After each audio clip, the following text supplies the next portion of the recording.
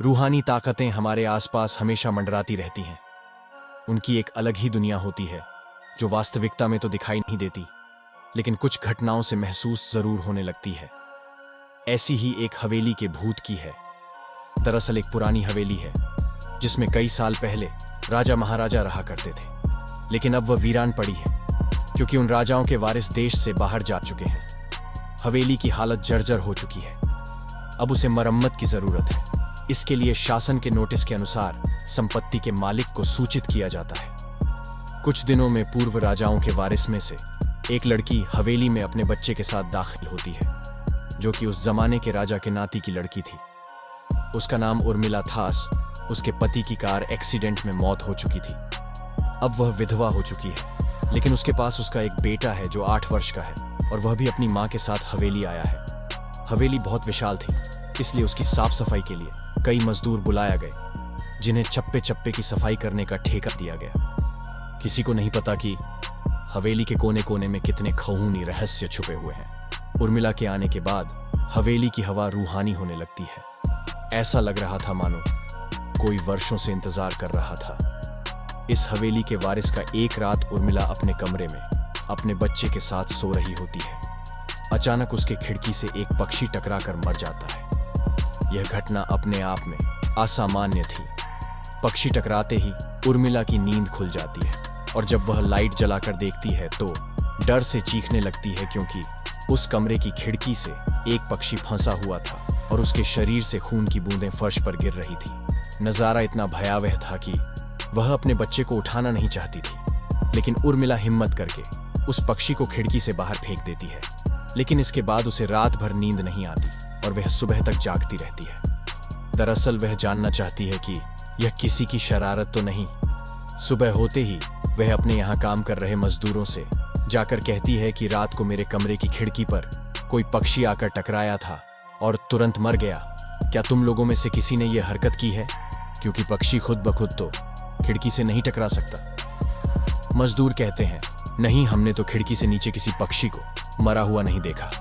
हम तो अभी वहां से चले आ रहे हैं। और जब सभी जाकर देखते हैं तो वहां वह पक्षी नहीं होता। उर्मिला घबराने लगती है कि ये क्या, यहाँ तो पक्षी होना चाहिए या कम से कम खून की कुछ बूंदें दिखनी चाहिए, लेकिन यहाँ पर पक्षी का एक पंख तक नहीं पड़ा हुआ। उर्मिला सभी मजदूरों को कहती है कि हवेली में बहुत सी कीमती चीजें और मूर्तियां हैं, संभाल के साफ सफाई करना। मजदूर अपने अपने काम में लग जाते हैं। उर्मिला अपने बच्चे के साथ कमरे में टीवी देख रही होती है कि अचानक हवेली की छत से एक मजदूर नीचे गिरता है। उर्मिला को अचानक लोगों की आवाज सुनाई देती है।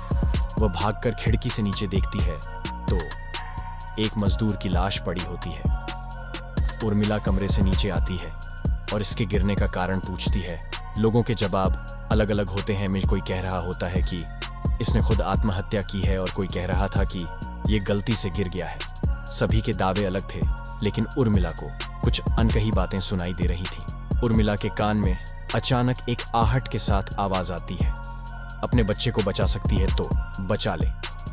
उर्मिला यह वाक्य सुनते ही अपने कमरे की तरफ भागने लगती है, क्योंकि कमरे में उसका बच्चा अकेला टीवी देख रहा होता है। जैसे ही उर्मिला कमरे में पहुंचती है तो उसका बेटा खिड़की से कूदने वाला ही होता है कि उर्मिला उसका पैर पकड़ लेती है और वह खिड़की से लटक जाता है।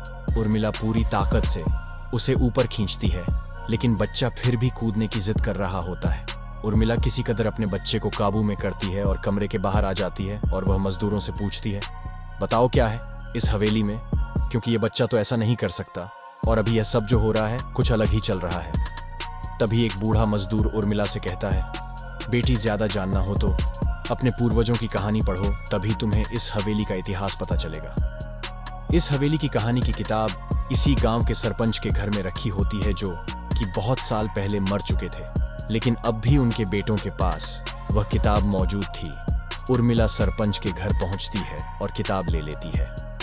किताब पढ़ते ही उसे पता चलता है कि इस हवेली में एक नौकर नौकरानी भी थे, जिनके बीच में बहुत प्यार था और वह कई सालों से हवेली की सेवा कर रहे थे। लेकिन एक बार रानी के शाही गहने चोरी हो गए और उसके शंका में राजा ने नौकरानी को चोरी की सजा दी और उसे जिंदा दफना दिया गया। उसके गम में उसके पति ने भी अपनी जान दे दी और उसके 1 महीने बाद ही उस राजा ने अपनी ही तलवार अपने गले में घुसेड़कर आत्महत्या कर ली। उसके बाद छोटे मोटे हादसे हवेली में होने लगे, जिस वजह से यह हवेली हमेशा के लिए बंद कर दी गई। कई सालों के बाद वहां कोई आया है, जिससे वहां रहने वाली आत्माओं को मौका मिल गया फिर से बदला लेने। कार्ड उर्मिला हवेली का रहस्य जानकर यहाँ से जाना चाहती है, क्योंकि उसे अपने बच्चे की चिंता है। इसलिए वह रात में ही कार लेकर एयरपोर्ट के लिए निकल जाती है। अचानक रास्ते में उसकी कार का एक्सीडेंट हो जाता है और कार पलटकर उल्टा हो जाती है, लेकिन दोनों को कोई नुकसान नहीं होता। उर्मिला अपने बच्चे को बाहर निकाल लेती है और सुनसान सड़क पर भागने लगती है। रास्ते में उसे एक कार आते दिखाई देती है और कार रोकने के लिए उर्मिला सड़क के बीच में खड़ी हो जाती है और अपनी मदद के लिए चिल्लाने लगती है। तभी अचानक कार वाला आकर कार का ब्रेक लगा देता है। उर्मिला पास जाकर देखती है तो उसकी हिम्मत बढ़ जाती है, क्योंकि यह एक पुलिस ऑफिसर होता है। उर्मिला हड़बड़ाहट में उसे अपनी बात कहती है और रोने लगती है। पुलिस ऑफिसर उन्हें अपनी गाड़ी में बैठने को कहते हैं और रोड में जाने लगते हैं। रास्ते में एक बूढ़ा सड़क पर जा रहा होता है और इनकी कार के सामने आते ही रोड पर गिर जाता है। पुलिस ऑफिसर गाड़ी से उतरकर उस व्यक्ति को देखते हैं। बूढ़ा व्यक्ति बेहोश हो चुका था। पुलिस ऑफिसर उसे गोद में उठाकर अपनी गाड़ी में पीछे बैठा देता है और अस्पताल के लिए चलने लगते हैं। अचानक उस बूढ़े व्यक्ति का हाथ पीछे से पुलिस ऑफिसर की गर्दन तक पहुंच जाता है। पुलिस ऑफिसर छटपटाने लगते हैं और अचानक गाड़ी का ब्रेक लगा देते हैं। गाड़ी की स्पीड कम होने की वजह से कार वहीं खड़ी हो जाती है और ऑफिसर अपनी गन निकालकर बूढ़े की तरफ निशाना लगाकर गोली चला देता है। बूढ़े की सर में गोली लगने से भी उसकी जान नहीं जाती। महिला और पुलिस ऑफिसर दोनों समझ चुके थे कि ये कोई भूत है। भूत को देखते ही उर्मिला अपने बच्चों को लेकर बाहर निकल जाती है और इसी बीच पुलिस ऑफिसर भूत की पकड़ से अपने आप को छुड़ाने में कामयाब हो जाते हैं। पुलिस ऑफिसर के बाहर निकलते ही तीनों बाहर रोड से भागने लगते हैं और कुछ देर भागते हुए उन्हें सड़क के किनारे जगमगाती लाइट्स दिख रही होती है। पुलिस ऑफिसर उर्मिला से कहते हैं कि मैडम, ये एयरपोर्ट है, जल्दी चलिए। उर्मिला अपने बच्चों को लेकर एयरपोर्ट के अंदर पहुंच जाती है। एयरपोर्ट पहुंचते ही उर्मिला की जान में जान आ जाती है, क्योंकि पुलिस ऑफिसर की बहादुरी की वजह से उसके बच्चे की जान बच गई थी।